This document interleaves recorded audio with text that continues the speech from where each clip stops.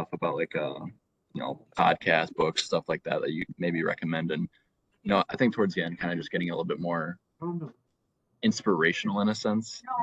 Just like building up that youth in Bitcoin towards the end. So looking forward to this. Is like our first like student panel in a sense. I know that some of you guys aren't students necessarily anymore, but we just made it young professionals to kind of fit all the boxes. Yeah, I just graduated myself too. So are we recording this? That's a good question. Do you want it recorded? Yeah, let's record it. Let's do it. Okay. It is in progress. It says meeting recording in progress. Oh, okay, great. Yeah, once they're all done talking. Okay. Yeah, it's snowing in Canada today. I don't know about you guys. Wow. Yeah.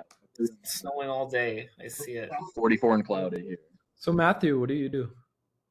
What do I do? I'm an accounting student in university right now. That's what we call college in Canada. And then college is community college. Okay. And then I'm an intern at Spectrum. So we're working on an implementation of the ARC protocol. It's a bit complicated to This is Jake. He's the current president right now. What's up, Jake? Nice seeing you again. Yes, nice to meet you. Good to see you. Thank you guys for coming out. That should be good. Yeah, it's looking like we got about 30 to 40 now. Probably 30ish, I want to say. People normally come a little bit late, and that's okay. You can always push back the panel a couple minutes. Looks like we have about, 20, 30-ish online right now, something like that. Yeah, we'll get going soon. Got a really good turnout. Yeah, I mean, I'm not gonna sit here and pretend that everyone's as interested on the same level. Some people are required to come here, but the more eyes, the merrier. So yeah, for sure. I think now we're gonna kind of get everything set up, just with like the sharing and everything like that. And if you guys this would be like a good time for like a bathroom break, or you needed to get some water, something like that. And then I think we should start around 5:08. That's my guess for everything to kind of settle down. I'm not gonna be talking right away. It's gonna be our current vice president. I'm just kind of going over some housekeeping items and like other events coming up within our accounting program here.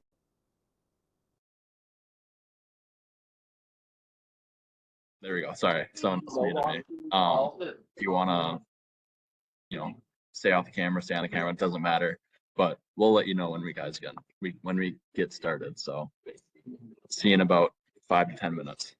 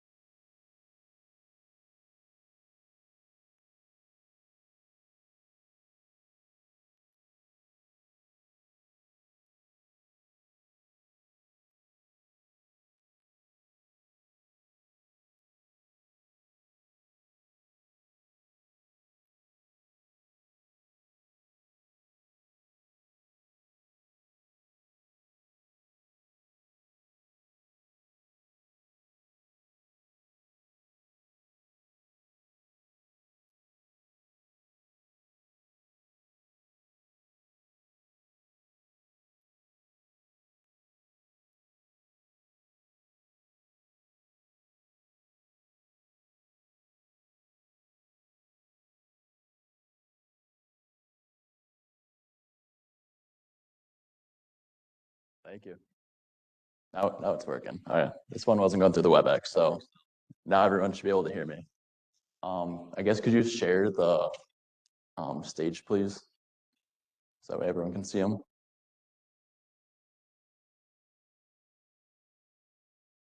We'll get going eventually, but thank you all for joining.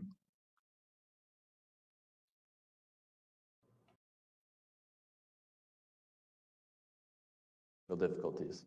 I think we should be okay now. So thank you all for coming out here today. This is a very exciting thing. We have young professionals.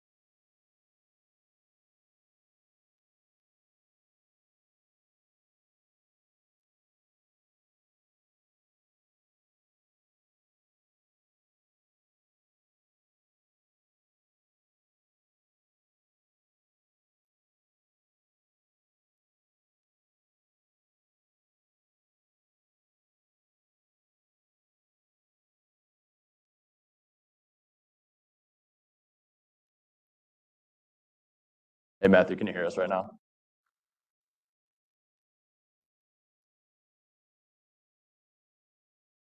Here we go. Oh, Matthew, I think you're muted real quick. I can hear you guys. All right. I'm back. Okay, there we go. All right. Matthew, you just want to kick it off for us? Grab the other mic. This one's too loud. Yeah, certainly. Just an introduction. Can you hear me right now, Matthew? Yes. All right, this is a little bit better. The other one was a little bit too loud, so we're gonna go with this one. So I guess who are you? Like, what's your name? Obviously, you're Matthew. Yes. But where do you go to school? What kind of experience do you have? And what are you kind of doing right now? And anything else you kind of want to just introduce yourself with? Okay, absolutely. So my name is Matthew. I go to school in Canada. I go to a school called Laurier. It's a business school, and I study accounting, just like our great host tonight. We have the Laurier Bitcoin Club here, and we have a small but dedicated group of students here at the university. I currently am doing an internship at Second, which is a company building the ARC protocol scaling solution. We're building a implementation of it. and this is my first Bitcoin developer job, which I'm very enthusiastic about, and I'm really happy to run student initiatives to give the tools for anybody interested in Bitcoin dev to get started on their career. So thank you, Matthew. Satyam, do you kind of want to get into a little bit about yourself, who you are, Yeah, where you for went to sure. school, a little bit about your experience and what you do now? Yeah, for sure. So I went to school at UW-Madison. I got a degree in finance and then a minor in philosophy, public policy, and econ. And then from there, I've been in the Bitcoin space since I was 12, 13 years old. So I've kind of like grown with the industry per se. And I was the president of Badger Blockchain over there. Similar club to how yours for functions, but we did a lot hands-on with blockchain. We had a dev side and a finance side, and I'm working on getting into law school right now. And I do a lot of just investments on my own within Bitcoin. So just focusing on either shorting or longing Bitcoin in the short term, but also just getting as much Bitcoin as I can. And also using Bitcoin as an asset to where I can find investments that can outpace Bitcoin within cryptocurrency ecosystem and invest in those blockchains and smaller coins, small caps to be able to get more Bitcoin in the future. So that's kind of my goal and that's kind of what I do. And then looking at the space through a legal and regulatory lens is what I really focus on, and I kind of write about that as well. So yeah, that's what I do. I'm kind of spread out in the industry, and I know a lot of individuals in it too. So been here for a while and love the industry and just kind of growing with it and love seeing it prosper, you know. Awesome. Thank you. I'm going to try this mic out again. I moved a little bit further away, so it should be okay now. Nathan, you want to kind of wrap it up for us on there? Yeah, I'm Nathan. I recently graduated in December from CU Boulder. I founded the CU Bitcoin Club there back last January with my co-founder Owen, and recently just started my career up at Casa. We provide kind of a variety of multi-sig vaults to sovereignly secure your Bitcoin, as opposed to being a custody solution. Thank you. I guess with that, Nathan, we'll go back to you. I guess what kind of first drew you into Bitcoin, and kind of how did your journey within the space kind of start? Yeah, it was freshman year. So back in 2020, I met a kid named Owen who would end up being my co-founder, and he only talks about Bitcoin.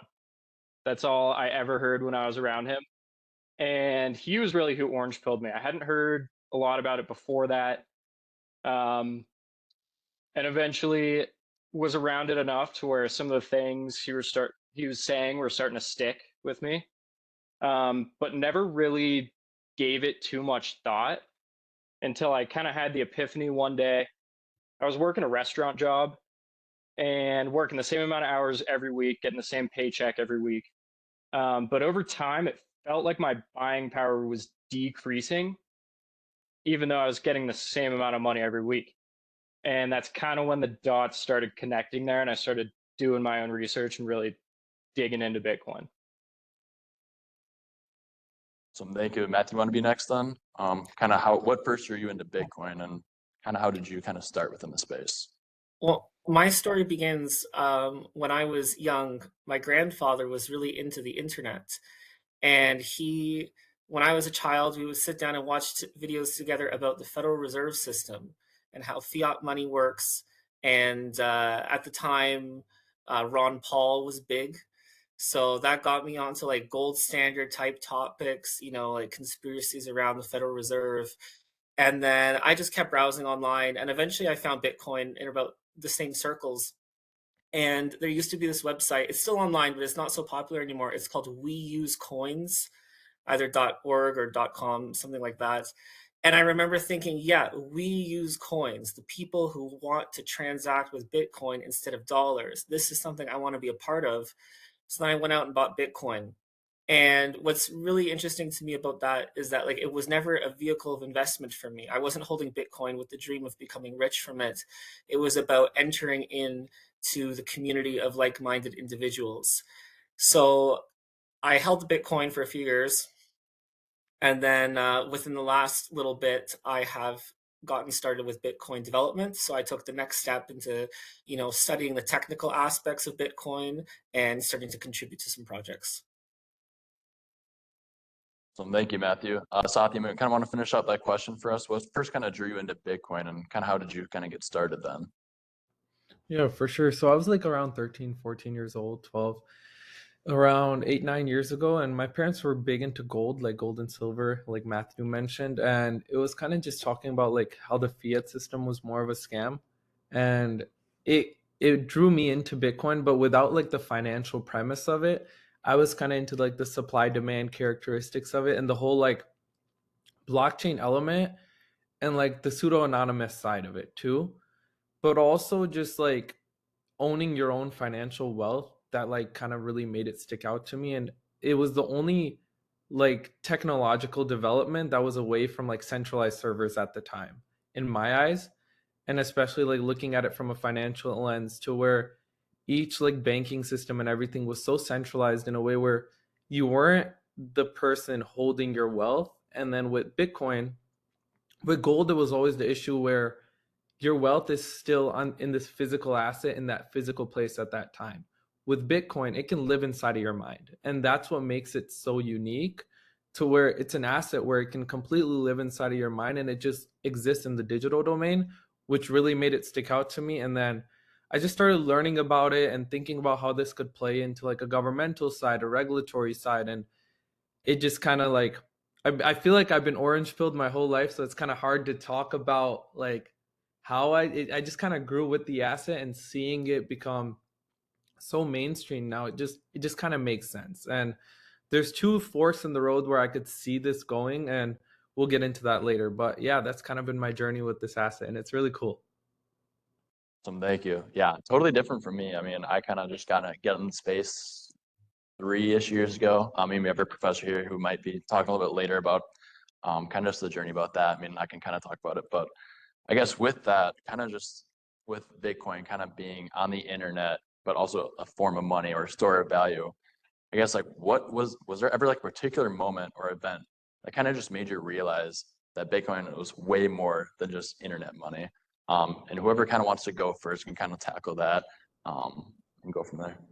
I feel like I could talk about that. So I went into a rabbit hole looking at the mining side of it, and what I realized, Bitcoin is like the perfect asset that transcends the digital and physical world. So if you look at it from like a macro perspective, Bitcoin is just a store of energy. And I feel like when we're working, we're storing our energy in Bitcoin as a financial asset, but also Bitcoin is unique in where it's a store of energy for the earth. With the mining structure and the proof of work model that Bitcoin works like runs on, it's storing energy from the physical world and turning it into the digital world in such a supply constrained matter in a rare way, to where the energy that's being mined and all of the energy that goes into the mining infrastructure is being stored on the Bitcoin network, and it'll always be there. So that's what makes it so unique to me, and I think another speaker could talk about that well too.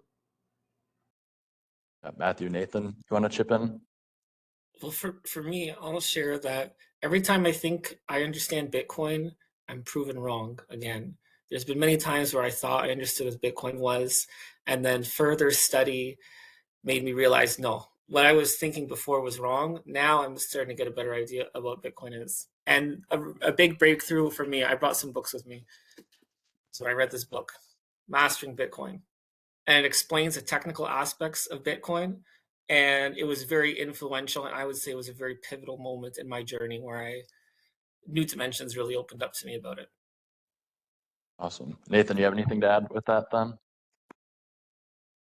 Yeah, I think historically there's been so many forms of money. And as you get to these kind of later stages of a flourishing society, you tend to see money printing, from the Romans shaving off coins to make more coins to the Fed now printing trillions of dollars. There's really no fixed supply to money, and Bitcoin is completely different. I think having a background in economics, and learning about the fixed supply of Bitcoin really opened my mind, and that was kind of that point for me when it wasn't just internet money. Awesome. Thank you. Don't mean to chime in, but Nathan, going off that point too, like the economic side and also the supply constraint side, but also where money printing from the Federal Reserve, Bitcoin can kind of change that. And I would recommend Software it's by the United States Space Force, and it talks about like the national security side of Bitcoin and like the strategic angle of holding Bitcoin as a nation state. I feel like that kind of relates to what you said. So I recommend that to anyone in the audience to kind of dive into like the software element of it. It's being discussed widely right now because once the fiat system starts coming to an end, the Bitcoin system will start to begin. And that's going to change like the geopolitical dominance between many nations, and it's just going to change Bitcoin forever. But we'll kind of see how that will affect Bitcoin in the long term with nation states getting involved and it being an asset that's like been away from the government and shifting into the governments are getting involved. It was inevitable, but now they're getting involved and how that changes the asset overall too. Yeah, awesome. Thank you for that insight. I just got word that now we have software in our library at our university. It's a pretty long and not so exciting book, I'm not gonna lie. Not that I've read it, but I've kind of skimmed through it a little bit. It's a pretty daunting book. So if you ever want a boring read to learn some cool stuff, there's a recommendation for you guys. I guess with that now, I kind of get into like the next question. I think this one is a little bit more geared towards Matthew, just because I kind of know what your answer is just going to be just based off of previous discussions. Have you ever faced like any kind of skepticisms from peers, professors, or family when you're kind of talking about your work in Bitcoin or even just learning about Bitcoin or trying to start a Bitcoin club? And I guess so, like, how did you kind of overcome that and address that? And I know this one's definitely geared towards you just because I know a little bit about this. So Yeah, I've definitely faced a lot of skepticism, criticism. At school, not until I started the Bitcoin Club that I realized how much people hate Bitcoin and how much distaste a lot of people have for it. When we have our clubs fair, I was standing out there with my vice president, like giving out little cards and pamphlets for people to come learn about Bitcoin, and people would walk by our booth with a look of complete disgust and like Bitcoin, that's gross, like it's like video games or something. I don't know, like people feel so repulsed because it's so outside of the consensus thinking. It's so outside of everything you learn in the curriculum and see on the news day to day. So I could see it could be very bad in that way. And when I meet people and they ask me what I do for work, I don't always bring up Bitcoin because I say what I'm doing. Like I talk about programming, I talk about the financial analysis, but once you use the B word, people have a lot of preconceptions in their mind about what Bitcoin is, and they're so excited to apply that onto you. So just got to pick your battles. yeah. Thank you, Matthew. Nathan, Satyam, do you have anything to add on that? Yeah, I do. I have caught a lot of flack from childhood friends to just other people I know not in the space, for not only like starting up the CU club, but then getting into the industry. It just seems like such a wild move to them. But it did used to bother me. It doesn't really anymore. I've heard it enough. But I did recently go out to grab dinner with my stepfather and some of his friends, and I met a lady in her 60s or 70s there who was asking me about myself. I was telling her what I do for work, and she says, "Oh, you play with Monopoly money all day?" And I said, "No, we get paid in Monopoly money to take care of people's real money." She didn't really know what to say to that. Yeah, that was good. I like that. Satyam, you have anything to add on that?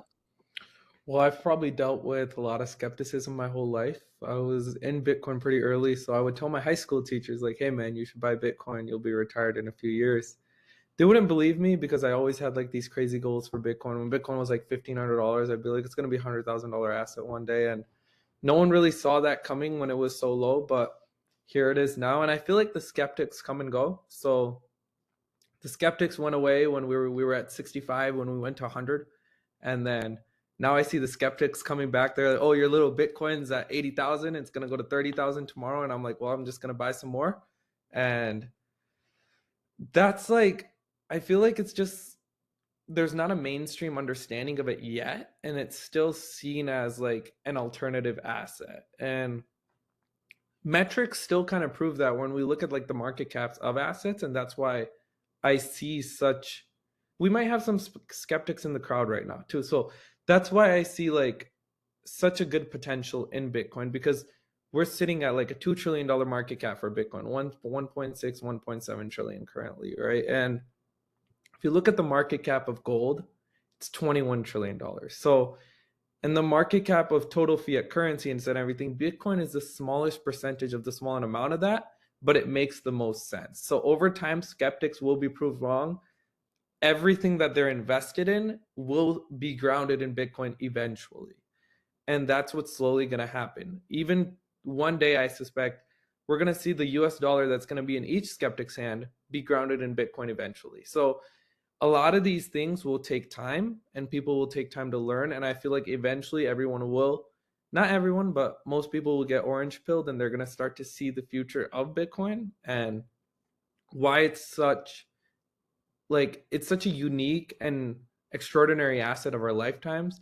And I feel like we're all living to history right now, and it's very young. So yeah, that's Bitcoin, and people are they're gonna be against it, and over time they're just gonna learn that whenever anything happens, Bitcoin makes the most sense. We're seeing problems with the tariffs right now, this and that, and in the end, what makes sense? Bitcoin does. So all of the skeptics over time will just realize that they need to come to Bitcoin.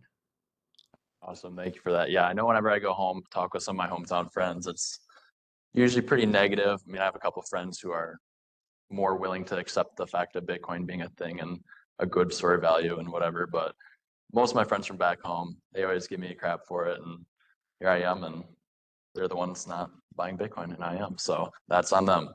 So I guess kind of getting into the next one, could you, like, for each of you guys, could you kind of like state like what majors you were or are in college, and kind of how that background kind of influenced your path in Bitcoin? I know Satya, we kind of talked about it a little bit before, so we might skip this question for you, but Matthew, if you wanted to talk about this, and then Nathan. Yeah, I really like accounting as a major. I think it's a very honorable job. And Bitcoin itself is actually an accounting system. You know, Bitcoin is a ledger system, and the two go hand in hand. Um, I think when I'm in accounting and I talk about Bitcoin, everybody's immediate reaction is, oh, like calculating taxes, like when you sell, like buying and selling and trading and calculating, how much profits people have and how much tax you'll have to pay. But what's really cool then, like if people are open to exploring the idea, is like, well, Bitcoin layer twos are also like accounting systems. Like they're like ledgers of their own right, So whether it's Lightning or Arc protocol, these new systems that are in development to help Bitcoin payments happen, these are accounting information systems. So that's a really cool connection. We all love our accounting information systems class here. So Nathan, will go off to you then. Yeah, studying economics really opened my eyes just to how the world works around us, not just money. It explains why you're seeing the headlines you're seeing tomorrow morning. But I think it really taught me kind of the framework of how society functions. And unfortunately, it's a society where people choose profit over equality. I mean, that's why we haven't solved world hunger. That's why we have a homeless problem. And I think as I got deeper into my studies, I realized more and more of how broken of a system it is. And as I learned more and more about Bitcoin, I realized that could be a way to opt out of the system. And I think it's really important kind of having those realizations in that order, because you can learn everything there is to know about Bitcoin, but if you don't know how broken the system is, it doesn't really mean anything. So that really helped me. Awesome. Yeah. Just to kind of piggyback off of that, this question's for you, Nathan, again. Just kind of with like the economic side of things. One question that we kind of asked those who did econ throughout their studies: were you ever taught Austrian economics in university? And if not, was it kind of more or less frowned upon, or was it kind of accepted in your university? Or kind of just talking about Austrian economics and Bitcoin and econ and kind of wrapping it all together. Yeah, so pretty much all the professors preached Keynesian economics. Early on, we learned a little bit about Austrian, um, but it was really, I mean, you talk to any professor, any econ professor at Boulder, and they'll say inflation is how we grow. Anytime we need fixes to monetary policy, it needs to be government, it needs to be the Fed working on our monetary policy. Um, and yeah, anytime you even bring up Bitcoin, I got brushed off a few times by professors who wouldn't even answer my questions. So it's kind of shocking. Maybe that adds to, I guess, my differences with the system because of how I learned it. Yeah, I guess kind of the same question for you, Satyam. Like kind of just like I know I'm like just kind of like with like the pre-law and the finance and the econ kind of sides of things. How did those kind of studies impact you at UW-Madison? Were professors like against it? Did they kind of support you throughout the kind of the process of, you know, being in a org that kind of focuses on Bitcoin or just like your Bitcoin studies in general? Just kind of elaborate on that in a sense.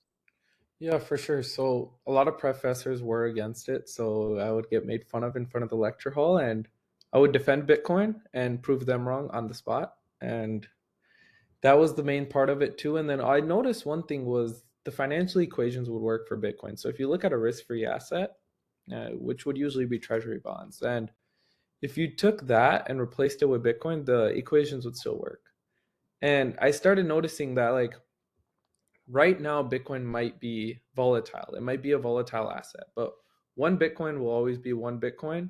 And if you look at it from the lens of cryptocurrency, or if you start denominating every other asset in Bitcoin, then things become much clearer. You know, you have to look at a return based on Bitcoin for every other asset. So look at your house, grounded in Bitcoin. Just forget about the dollar. You know, look at your car, grounded in Bitcoin, and start it on your own time frame. So you could do that now, where you start looking at things and grounding it in Bitcoin, and that'll really change your perspective in life. But also, like, this is where my pre-law side and also kind of came into when we started seeing all the regulatory mishaps in the previous administration. This isn't taking a political side, but we saw like Operation Choke Point and all these things going on where the industry was getting choked out completely. There was a lot of great things the previous administration did too by just fostering responsibility in the ecosystem, but also Bitcoin is a global system, right? And overall cryptocurrency and blockchain is also global. And I started noticing, and I think a lot of my peers could attest to this, is Bitcoin was kind of like the development was getting shipped out of the United States. We were seeing Dubai become a main hub, Hong Kong, and we were seeing Singapore became a really big hub for Bitcoin development, but also blockchain development. And that's what really made me start looking at the regulatory and legal side and really like we should let this industry prosper on a free market angles right now so we don't stop innovation. And if we can foster innovation for this technology in the United States for the next few years or in the next decade, this industry will prosper here and it'll create many jobs. And there's a lot of potential here too. But it's also making sure it's the regulatory environment is there to hold bad actors responsible, but also foster just growth in the ecosystem. I feel like that's one of the main parts of this ecosystem is looking at it through a lens of Bitcoin, but also like having growth and having people really understand the asset instead of having it just be looked at like some criminal enterprise, you know? So that's the main case.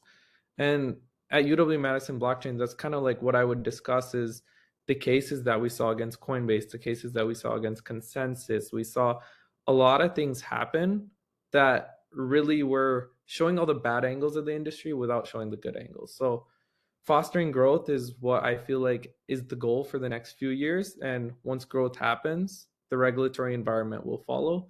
And we need movement from both sides of Congress and we need both sides of the House to really get onto this and really understand the technology. So, yeah, that's kind of what crypto is. And overall, it's an industry in its infancy right now. I think anyone who understands it can be successful. So, yeah, that's my story and how my majors kind of tie into it. And I really think everyone should be involved.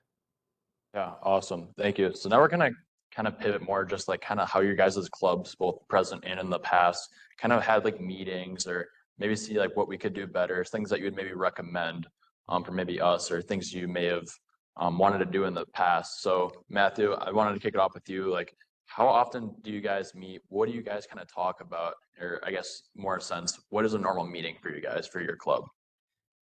A normal meeting for us usually involves a presentation and then a social hour. So we begin the presentation, either we have people call in over Zoom, like how we're doing right now, or we have someone physically come into the school, somebody who attended our school in the past. He went to Laurier. We brought him back as an alumni speaker. He's a Bitcoin developer as well. And then after we had enough people who were like special guests from the outsiders, we really made sure to elevate our existing members. So in the past month, we had one student come and give a history of money and talk about Bitcoin circular economies. He's a VP at the club. And then we had our season finale with another student in the club, and he gave us a full breakdown of how MicroStrategy's business works, the whole concept of why you would buy Michael Saylor's stock. So he got to explain that to us. So it was really cool that we first had some outsiders lead the way, and then we say, okay, students, now it's your turn to be a featured speaker and go give a talk. Awesome. Nathan, anything to add with Boulder? We structured our meetings in a very similar way. We'd hold bi-weekly meetings, and we would usually find a guest speaker. We did this, me and the other co-founder networked our asses off in Boulder, in Denver, going to all these meetups. I don't know if any of you guys have heard of the Space in Denver, but it's a co-working community. So we had one of the founders come in and be one of our first guest speakers, actually. And so we started showing up around the Space more and more after he did that for us. We built a relationship, and he's actually my head of sales. He's how I got into Casa. So the networking was huge. We founded the club in January of last year, and we both graduated in December. So we really didn't have that much time to kind of experiment with everything we wanted to. We would have loved to hold panels like this. I think this is a great idea. Workshops too. There's a lot of guys in those local meetups you'll find that just have really cool like startup businesses or niche little things that they're doing. So it ended up falling through, but I really wanted to do this workshop. This guy in Boulder made these little self-custody kits. So we were going to bring those in, promote those, and kind of go through a seed plate demonstration of kind of how to use I'm blanking on the word right now, but how to engrave your seed plate. Awesome, thank you. Satyam, do you have anything to add on that? Just a brief overview of kind of how Badger Blockchain kind of did their meetings. Yeah, for sure. So when I was there, I just graduated. We'd have weekly meetings. So every Thursday we'd have a meeting. It would be on a variation of topics. So our organizational structure, it was very democratized and decentralized. So what we would really do is like, I would talk about like the finance side of crypto and the finance side of Bitcoin. I would introduce Bitcoin, but also the legal lens. And then we also had like a head of development. So he would do the dev side. He would teach about Solidity, how to work on the Ethereum virtual machine, how to work on Solana and all of that stuff. And like how to like write code in Rust and all that stuff, how to make your own coin, all of that like intricate stuff on the dev side. He would teach about that. I would teach about the legal lens, the finance side, and we kind of had two separate teams that would work in unison and just kind of build on that. Every week it would be something new. We'd have guest speakers that would come in and talk about the dev side too, and then we'd have guest speakers come in and talk about the finance side.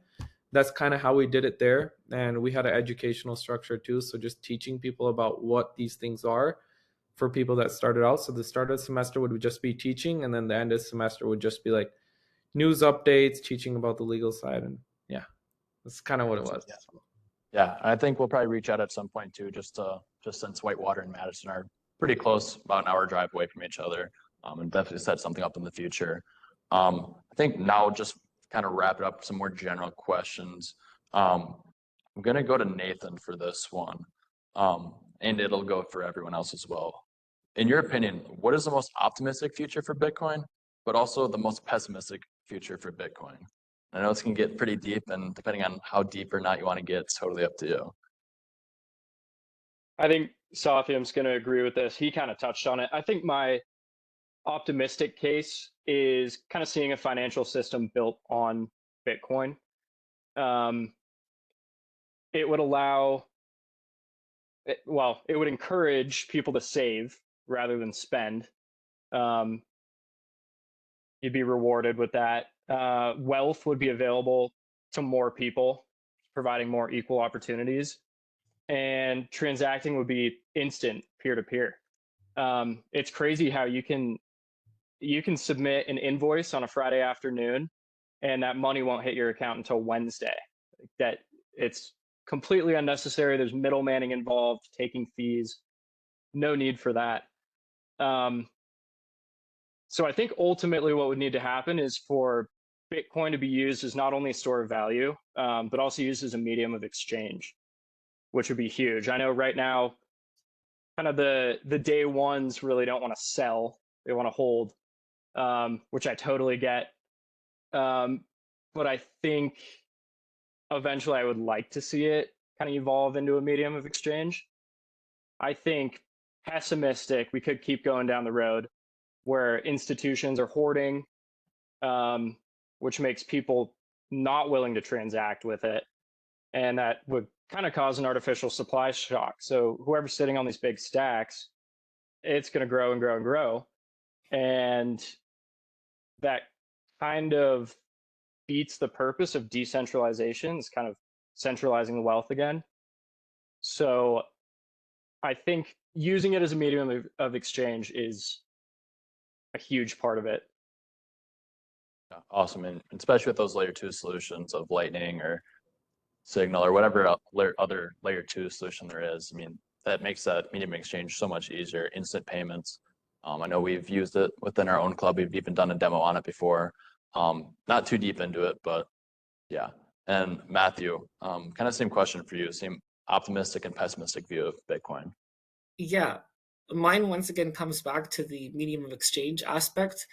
And I have a lot of insights about that from the developer community side. So there's a whole bunch of people out there working to build Bitcoin scaling solutions so that it actually can be used by billions of people to make transactions without existing, regular banking infrastructure. And the honest truth about Bitcoin is that it's not there yet. Bitcoin is something that's in development. It's something that's perpetually growing and improving and being built upon. So the most optimistic scenario is that, the Bitcoin developer community achieves its goals, that all the challenges are overcome, and we actually are able to make it so people can use Bitcoin payments everywhere all the time in a way that is just as accessible as regular bank payments or Venmo send of dollars and things like this. I think the worst case scenario is if the hype of Bitcoin, and this is it's not about Bitcoin failing as an asset, but I think it's very problematic that what if Bitcoin hype continues, everybody's still excited about Bitcoin, but then it just becomes a captured asset. So I log into my banking app, and the banks are all custodians of the Bitcoins, and nobody actually really holds self custody. Everybody is using custodians, and they're satisfied with it, and they don't feel like that there should have been any other way. And that way, I think that's a very dark future for Bitcoin to go down. Awesome. Thank you. Satyam, do you have anything to add on that then? Yeah, I feel like when looking at the optimist and the pessimist case of Bitcoin, we can go on far theories, but the main thing is looking at what happened with gold and looking at the presidential executive orders when wealth imbalances happen in the nation itself. And because Bitcoin is inevitable, it's going to happen either way. The financial technologies are going to get built on it, and it's going to go to really high valuations. And right now it might not happen, but in the end it ties to a political support aspect too, to where once political support is there, to where the government wants to come and make it illegal to own Bitcoin, which would be really hard to implement, but also custodials, where Matthew mentioned it too, is they could close out all the ETFs and seize the Bitcoin if they wanted to. They could close out MSTR and seize the Bitcoin if they wanted to. And that's how the government could, in theory, get the Bitcoin they wanted, right? And over time, I feel like that would be the negative case, to where we see the government start taking negative measures to get as much Bitcoin as they can instead of positive measures, and just seizing people's Bitcoin. Where we saw it with the president executive order that happened in the 1913, I think, around there. Don't quote me on the year, but where it was illegal to own gold, and the government would come and take your gold, and it was as simple as that. And all the custodial gold was closed out, and they gave you the money and blah blah blah. And simple as that, they could do that with Bitcoin if they wanted to. And that's where, if they get too much power on the network as well, and they hold too much of the supply, and like for example, if MSTR continues to hold 5% and they nationalize the company, which in theory the president could, where the government could come in and nationalize a company when they cease to it on a national security basis, they could come and take all the Bitcoin. And that's where holding it in a custodial sense, and that's where I say, not your keys, not your coin. Hold your coins to yourself, and just hold it self sovereignly. And if that day comes, then we'll deal with it when it gets there. But the safest way there is holding it by yourself, but also seeing it be used more peer to peer. It's currently like, I can't go and pay $500 down the road and buy some Bitcoin like I would buy some gold, right? I can't go anywhere here in Madison where they're selling Bitcoin peer to peer. And that's what like has started becoming an issue. Like before, there were local Bitcoins and all of these peer to peer things. And now those things are really slowing down because people just go on Robinhood and buy Bitcoin. I feel like Bitcoin needs to start becoming more peer to peer, but also moving a little bit away from government control and making sure that it stays a sovereign asset, which it will. But there's going to be people, with it being a decentralized network, there's going to be players in the network that want to get as much Bitcoin as they can. And governments being one of them, they're going to take extraordinary measures to do that. And that's the negative case. But also, everything's going to eventually become Bitcoin based, and that's going to have negative consequences and positive consequences. So we'll see when we get there. But the main thing for me is just the government taking Bitcoin, which I could see happening if we get a different administration and the goals are aligned, and the citizenry of the country, where if 1% of the nation holds too much Bitcoin, you get enough political support, you go get the Bitcoiners. It's that simple. So that could happen in the future, and I'd love to hear like Matthew and Nathan's thoughts on that as well. Awesome, thank you. I know that we're kind of running a little short. Just kind of want to get through some more questions and open it up to the floor a little bit too. And yeah, I mean, you raised a great point of, you know, why cold storage is so important. You know, not your keys, not your coins. Cold storage is very important, but it's also not the worst case scenario to have some on the custodian wallet as well. I guess kind of like a last question before we open up to the floor for just a couple of questions. What is your favorite Bitcoin related book, or your favorite book? Doesn't have to be related to Bitcoin. It can be though. I know Matthew showed the Mastering Bitcoin book. Is that still your choice? Yeah, and I have it with me again. I'll show you. And what's so cool about this book for me is because I really thought I understood Bitcoin. I realized like, oh yeah, I know Bitcoin. I know what it is. When I read the book, I realized I had no idea what I was talking about. When I look at all these different technical concepts in the book, it really reframed even my economic understanding of it. So that's why I think that, you know, it's really good for everybody to have a technical understanding of Bitcoin in addition to its ideological ways. But that's like the icing on the cake, right? So that's the reason I plug it. Awesome, thank you. Nathan, you want to go next? Favorite book or favorite podcast, other resources, learn about Bitcoin? Totally up to you of how you want to answer that. Yeah, I anytime anybody asks for a book recommendation, I always mention The Price of Tomorrow by Jeff Booth, which kind of talks about why deflation will suck but is necessary, and talks about kind of how we're no longer in an era of making money off of inefficiencies, but our system is so structured around that. We're now in the technology era, which is technology is naturally deflationary. It gets better and it gets cheaper. And it just really outlines kind of the shifts we're going to have to make as a society to deal with the problems that we're currently just kicking down the road. So that's a great one. Also, in terms of podcasts, I listen to What Bitcoin Did with Danny Knowles every single day. It's hands down the best podcast I've ever listened to. I also like This Week in Bitcoin. It's kind of those two podcasts are kind of two sides of the aisle. So it's good kind of getting the different views. But yeah, those are my recommendations. Yeah. All right. So tomorrow, one of my favorite books as well. I tried to get his son actually on this panel too, but never got a response back. But Satyam, up for that favorite book or any resources about Bitcoin, or doesn't necessarily have to be about Bitcoin. What do you have for us? Well, what I would recommend is the Bitcoin Standard. I feel like that's like the main one that if I'm introducing Bitcoin to someone for the first time, I'll always say read the Bitcoin Standard. It'll give you a macroeconomic perspective, but also like what Bitcoin is. And then also the Big Print by Lawrence Lepard. It's a great book, talks about like inflation and all of those things and ties in Bitcoin to it, but also software. You said you went through it. It was a hard read, but I actually really enjoyed it. It's a great book, talks about the national strategic angle of Bitcoin, and it really goes deep on a lot of points, and I think it's a must read for anyone in the space. So software, the Big Print, and the Bitcoin Standard, those three I feel like are very important. But also the Bitcoin, also by Steffi Din, he wrote the Bitcoin Standard, but also read the Gold Standard to give you a good angle of how the Gold Standard functioned and how it worked. And he writes it from the angle of Bitcoin as well. So he talks about Bitcoin within the Gold Standard book. So I recommend those 4 books, and they'll give you a good understanding of the space. Awesome. I think now we're gonna open up to the floor for. We probably got time for like one question. I guess if anyone has a question, we're gonna hope that the mic works so that way you guys can hear us. We got something.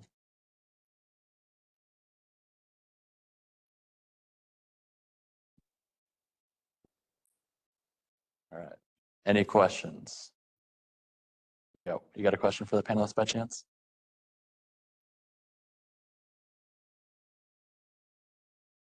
Can you hear me? Can you guys hear me up there? Yes. Great. I'm like the faculty advisor. I don't think you can see me, but it's okay. I'm the faculty advisor of the Cryptocurrency Club. So very much appreciate you guys coming on and hearing your perspectives. I'm very curious to know, like pretty much everyone we're going to have on the panel, including ourselves up here, is very bullish, right? So it's sometimes fun to debate the pessimism side, like what's the absolute downside. And you guys talked about medium of exchange a little bit.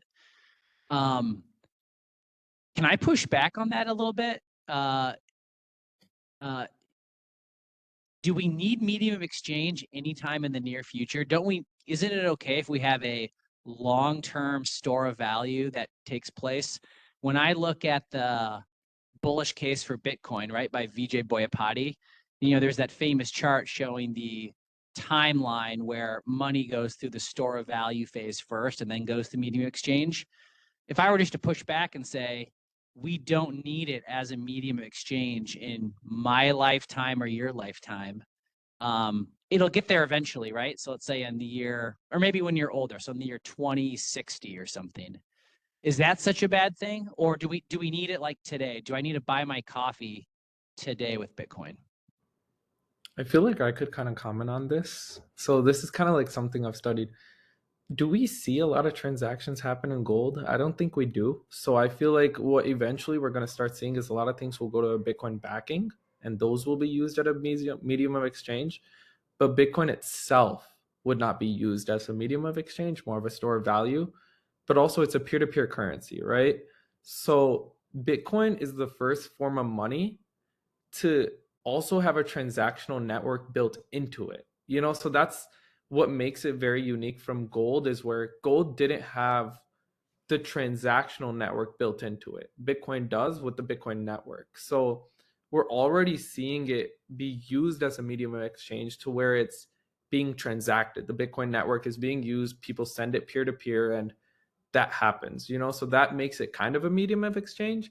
But I think long term things will go Bitcoin backed, and I don't think every day it'll be an everyday currency where if you're going to the coffee shop, the Bitcoin is the only price that'll appear there. I don't think that will happen.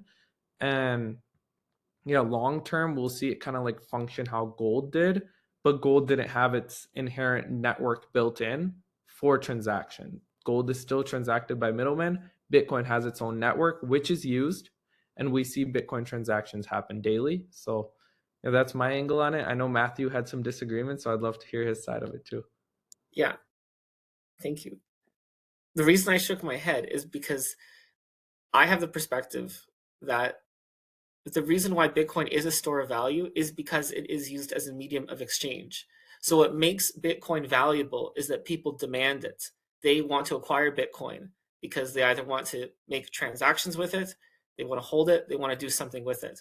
But people demanding it for a real usage, like to transact with, to use Bitcoin on chain, not just wrapped up in an ETF, that is what's driving the real price and the real growth in Bitcoin. If you said you wanted to acquire a commodity, not to use it, but entirely for something speculative, then that's like a Ponzi, right? That's not real growth. Like, we really want people to want to buy Bitcoin to use it.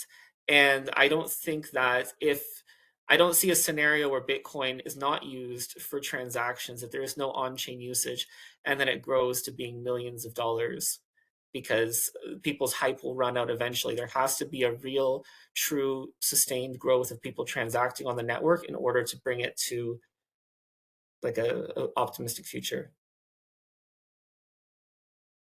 And to add on to that too, I agree. We're not going to see it as a medium of exchange in the majority of people's daily lives for maybe even our lifetimes. But I think what I'll be doing and what a lot of other people will be doing is stacking sats and collateralizing that Bitcoin while we're debasing our currency. That way you're not selling your Bitcoin, you're taking on debt in dollars that are getting inflated away. So your debt is getting cheaper while the asset you're collateralizing with it is going up. And you can skim that difference and settle the debt. Thank you for that, Nathan. I know that Strike just released their Bitcoin backed loans, I think in the last couple of weeks. I don't think that necessarily everyone in this room is gonna be up in joy for joining the line and getting in that line of getting those Bitcoin backed loans. But for those who can, it makes sense for them, definitely. I think definitely like another important point just to kind of raise, it's definitely very geography based. We don't have the same economy here as in El Salvador, where they are using Bitcoin as a medium of exchange, and to a certain extent.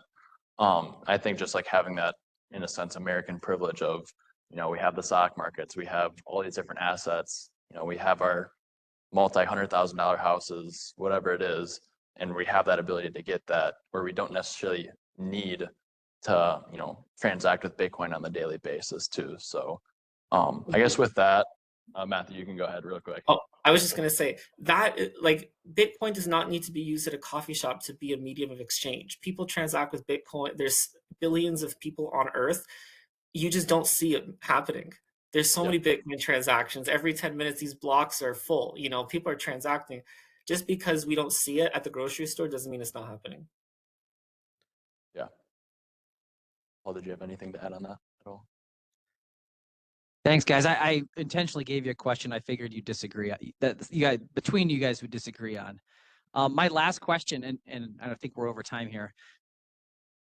I know everyone, and once you've kind of gone down the rabbit hole, you can ask someone else's opinion about Bitcoin, and you can generally tell how many hours they've spent studying it.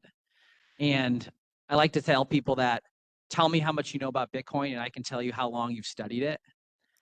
And so I'm curious from your guys' perspective is, at what hour number do you feel like, and I know Matthew, I know you giving us an exception here with the mastering Bitcoin, how that basically you had to relearn or thought you knew a lot. But, Michael Saylor throws out 100 hours as sort of the number you have to spend figuring Bitcoin out before you know anything. Do you guys find that number about right, high, or low? I think it's pretty low.